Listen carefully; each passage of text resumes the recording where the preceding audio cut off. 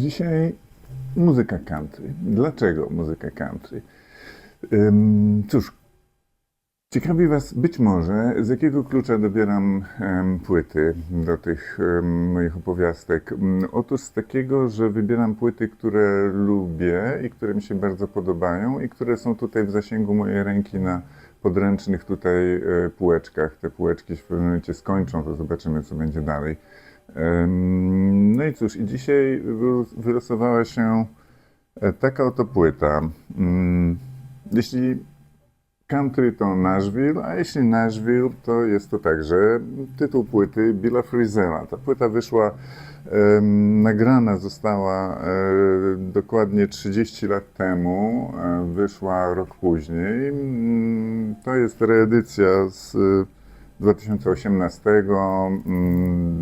Non-Such Records, czyli jak widać jest to, nie pożałowano tutaj kartonu ani lakieru, warto robić takie okładki, to się pięknie trzyma. Bill Frisell jest gitarzystą, o którym powinienem nagrać kilkanaście pewnie odcinków, być może na tym się skończy, zobaczymy.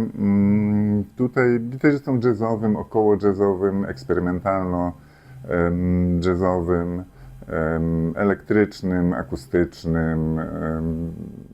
Na tej płycie Bill Frisell bierze na warsztat country. Jest to muzyka country w jego interpretacji, bardzo oszczędna, bardzo pełna powietrza, nie zawsze instrumentalna. Pojawia się wokal, pojawia się harmonika, jak żeby inaczej. Tutaj mamy z czymś raczej z destylatem z country, z bardzo właśnie oszczędnym, minimalistycznym spojrzeniem na tę piękną muzykę z Nashville. No a z Nashville pochodzi także zespół Lamb Chop, który w momencie, gdy Bill Frisell nagrywał swoją, już nie wiem, 8., 10. płytę, Lamb Chop wydawał drugą. Ta płyta o tytule Flotus wyszła 10 lat temu i to jest, o ile mnie pamięć nie myli, 11. czy 12. płyta w dorobku zespołu, którego jedynym chyba stałym członkiem obecnie jest Kurt Wagner, jakby powiedział Nightcrawler. Wokalista, autor tekstów, multi-instrumentalista. I co mamy na tej płycie? Na tej płycie mamy całkowite chyba odejście od jakichś takich właśnie Nashville country'owych korzeni, które Lamb Chop charakteryzowały na pierwszych płytach.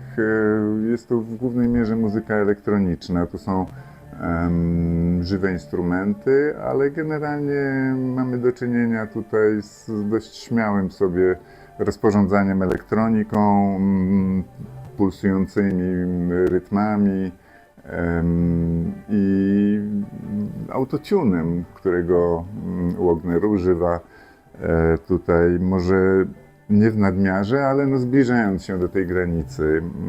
Ja tylko polecam ostatni utwór na zachętę, kończący tę płytę. The Hustle trwa 18 minut i jest niewiarygodnym majstersztykiem, także lirycznym.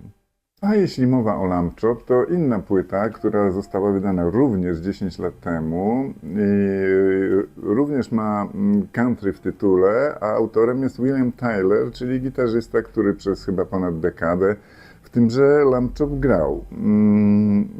William Tyler ostatnio jest, może o nim troszkę głośniej, nie stał się takim bardzo niszowym twórcą po tym, jak nagrał wspólną płytę z Kiranem Hebdenem, czyli Fortetem. Bardzo fajna płyta, bardzo rozrywkowa. A tutaj, cóż, płyta nazywa się Modern Country i mniej więcej czymś takim tutaj się jawi. Jest to muzyka drogi, muzyka pełna przestrzeni, jak te wszystkie kaniony czy inne prerie. Muzyka oparta na gitarach, na także dość transowych rytmach. Taka trochę oniryczna, jak ten krajobraz na okładce. William Tyler, tak jak mówiłem, nagrał płytę z Kieranem Hebdenem, a z kolei Kurt Wagner nagrał przed laty płytę z Courtney Tidwell. I to są też wątki, do których powrócę niebawem, jak tylko skończę z Billem Frisellem. Do zobaczenia.